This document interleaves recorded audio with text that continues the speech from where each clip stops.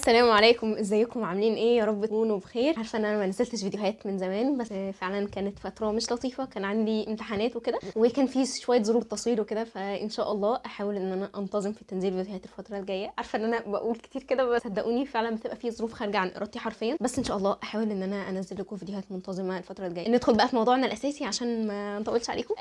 هو موضوع درجات الدروس. هل كنت انا بقفل كل درجات الدروس، امتحانات الدروس قصدي؟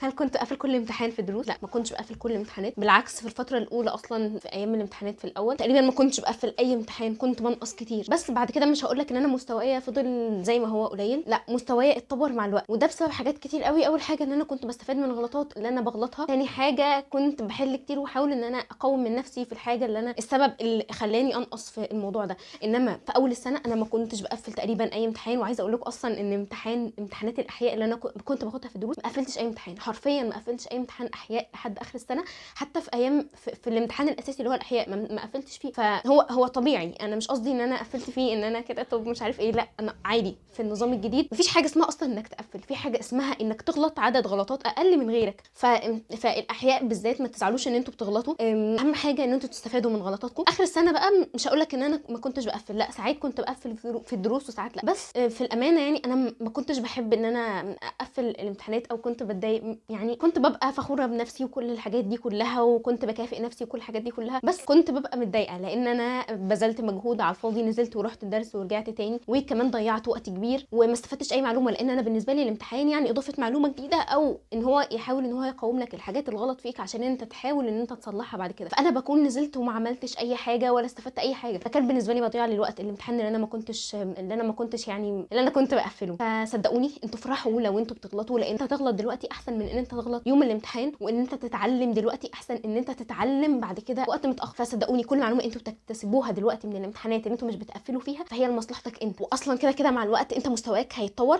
من كتر الامتحانات اللي انت بتمتحنها، من كتر الاسئله لما بتغلط وبتتعلم من غلطك. فصدقني مستواك هيتطور. مش هقول لك ان انا احنا دلوقتي تقريبا في شهر 12 ما كنتش بقفل في شهر 12، لا، مش بالسهوله دي، احنا 8 شهر 12 ما كنتش بقفل اكيد بالسهوله دي، بالعكس الفتره دي كانت فتره صعبه قوي بالنسبه لي، وكنت بنقص فيها كتير قوي، اللي هي الفتره دي تقريبا. فبالنسبه لي دي كانت اصعب فتره في ثانويه عامه الفتره دي. كنت مضايقه جدا ان انا كنت متاخره كتير جدا في مواد كتير في الفتره دي بالذات، كنت ضغط على نفسي الفتره دي شويه لان كنت عايزه الحق اللي فاتني مع الجديد وكده. فبالنسبه لي دي كانت اصعب فتره، فما تتضايقش خالص، كان غيرك كده، فانت برضو تقدر تعمل كده زي ما هم عملوا، اكيد زي ما غيرك وصل انت هتقدر توصل، فانت هتقدر توصل لو عندك عزيمه واصرار ومثابره. عايزه اقول لك حاجه مهمه قوي برضو، وهي ان انت لما تقفل امتحان كافئ نفسك، اخرج اعمل اللي انت عايزه، يعني بجد. انا ما كنتش قافله على نفسي طول السنه، لا بالعكس، انا كنت بخرج وكنت بتفسح، كنت بسمع اللي انا عايزاه، كنت بقرا كتب. يعني ما تقفلوش على نفسكم، وحاولوا ان انتوا تستمتعوا باللحظات اللي انتوا فيها دي، وحاولوا ان انتوا تدوا نفسكم مساحه من الراحه عشان تصفوا ذهنكم. واليوم اللي انت تقفل فيه امتحان حاول ان انت تكافئ نفسك باحسن حاجه انت ممكن تتخيلها. عايزه اقول لكم حاجه مهمه قوي برضو كنت بعملها، وهي ان انا يوم الامتحان، اليوم اللي انا كنت باخد فيه الورقه من الاساس، كنت بحاول ان انا اقراها بسرعه بحيث ان انا اشوف الاسئله اللي انا غلطت فيها، واحاول ان انا افهمها واعرف انا كنت بفكر في ايه اللحظه دي، وانا ليه اخترت الاجابه دي ما اخترتش الاجابه الصح. وكنت بسال المستر على طول بعدها، او المس ايا كان، كنت بحاول اساله على طول بعدها اعرف انا ليه غلطت في الاجابه دي، ليه الف غلط، ليه ب غلط، وليه انا اخترت الاجابه دي ما اخترتش الاجابه الثانيه، وليه الاجابه الصح صح. فكنت بحاول ان انا افهم الاجابه صح وغلط ليه في الوقت ده. لو ما قدرتش ان انا اعرف انا كنت بفكر ازاي في الفتره دي، كنت باخد الورقه معايا وراجعها في البيت، ولو حسيت ان انا مش فاهمه سؤال او ما توصلتش الاجابه الصح، كنت ببعت للمستر على الواتساب، او كنت بساله المره الجايه، يعني ايا كان. المهم ان انت تعرف انت غلطت في ايه، وتستفاد من الغلطه اللي انت غلطتها دي، وتعرف ايه اللي انت المفروض تقومه في نفسك، او ايه اللي انت المفروض تشد عليه، او ان انت تزود عليه او تتك عليه في الحل شويه. حاجه مهمه قوي برضو، وهي ان انا كنت عامله كراسه للغلطات لكل ماده، بحيث ان انا اول ما اروح من البيت بالظبط بالظبط، حتى من قبل ما اغير، بحيث ان كل المعلومه ثابته في دماغي، لان المعلومات انت بتنساها اصلا مع الوقت. فكنت بكتب السؤال وبكتب انا غلطت فيه ليه، وليه مثلا سي غلط، وليه دي هي اللي صح مثلا، وليه كل اختيار مستبعد. مش كل حاجه انا كنت بعمل فيها كده نفس الموضوع في الكراسه، يعني مش بالتفاصيل قوي دي كلها، لان انا كان معايا كل الامتحانات بتاعه الدروس، وكنت بعمل ستيكي نوت كده عليها جنب السؤال الغلط، بحيث ان انا اشوف الاجابه دي ليه صح والاجابه دي ليه غلط وكده، بحيث ان هو يكون يقلل حجم الحاجات او حجم الكتابه، لان انا مش عاوزه انقل السؤال تاني مثلا او كده. في الانجليش مثلا كنت بعمل كده، كنت بكتب السؤال واكتب كل اجابه غلط، وخاصه في الجرامر كنت بحاول ان انا اشوف ليه غلط وليه صح، لان الجرامر بالنسبه لي كان، يعني مش هقول لكم ان هو كان اشبه بالعقده، لان انا بقرا انجلش كتير وبسمع انجلش كتير وبفهم النيتيف سبيكرز بيقولوا ايه، بس الجرامر المصري ما كنتش عارفاه هم ليه، يعني ما كنتش عارفه يعني ايه فعل مساعد. كنت داخله ثانويه عامه ما كنتش عارفه يعني ايه فعل مساعد، صدقوني لحد دلوقتي مش عارفه. بس لان الانجليش كنت واخداه كده يعني شويه كده. فمهم قوي قوي قوي قوي ان انت تكتب غلطاتك وتعرف انت غلطت فيها ليه، بحيث ان انت ما تقعش في الغلط تاني. لان صدقوني الاحمق هو اللي بيقع في الغلط مرتين. فانت لو انت غلطت في الغلط ده تاني او المره التانية هتغلط فيه تاني في الامتحان. فحاول ان انت ما تغلطش في نفس الغلط مرتين، ولو غلطت فيه مرتين ما تقعش فيه التالتة. فبجد حاولوا ان انتوا تستفادوا من غلطاتكم على قد ما ازاي بقى ما تخليش درجات امتحانات الدروس تاثر عليك. بص مش هقولك انها مش هتاثر عليك، بالعكس هي هتاثر عليك. وانا شخصيا كانت بتاثر عليا، وزي ما قلت لكم الفتره دي بالذات في ثانويه عامه كانت مأثره عليا وعلى نفسيتي جدا، لان انا كنت مهمله في اول سنه، ما كنتش حاطه في بالي اصلا ان انا ثانويه عامه. ولحد اخر السنه حاولت ان انا اكمل بالمنظور ده علشان ما اخليش ان هي سنه ضغط عليا او كده، والحمد لله ان هي كملت معايا كده لاخر السنه يعني. بس الفتره دي بالنسبه لي كانت فتره صعبه، وكان امتحانات الدروس كانت بتاثر عليا شخصيا. بس دي كانت اكبر غلطه عملتها، ما تعملش كده، ما تخليش درجات الدروس تاثر عليك. انا كنت بحاول ان انا اطلع نفسي من المود ده ايا كان، كنت بحاول ان انا افصل تماما، بحاول ان انا افكر نفسي بكل الكلام اللي انا قلته قبل كده، انها اهم حاجه ان احنا نبص للغلطات اللي احنا غلطناها واستفدنا منها ولا لا. ومثلا اقعد افكر يعني لو الغلطه دي كنت غلطت فيها في امتحان اخر السنه اكيد كنت هبقى متضايقه اكتر بكتير، وكويس ان انا غلطت فيها دلوقتي. فكنت بحاول ان انا افكر نفسي بالكلام ده كله، والحمد لله كنت بطلع من المود ده. ما كنتش بحاول ان انا اخلي نفسي في المود ده. صدقوني انت لو سبت درجات امتحانات الدروس تاثر عليك مش هتعرف تركز في اللي انت فيه دلوقتي، فبالتالي هتكون ضيعت حاجتين، مش هتكون ضيعت حاجه واحده. كواليتي المذاكره بتاعتك هتقل بشكل تدريجي، فانت كده مش هتتحسن، انت كده درجاتك هتقل. فما تخلوش درجات امتحانات الدروس تاثر عليكم خالص خالص، لانك هتكون مشتت ومش هتبقى قادر ان انت تركز في اللي انت فيه دلوقتي.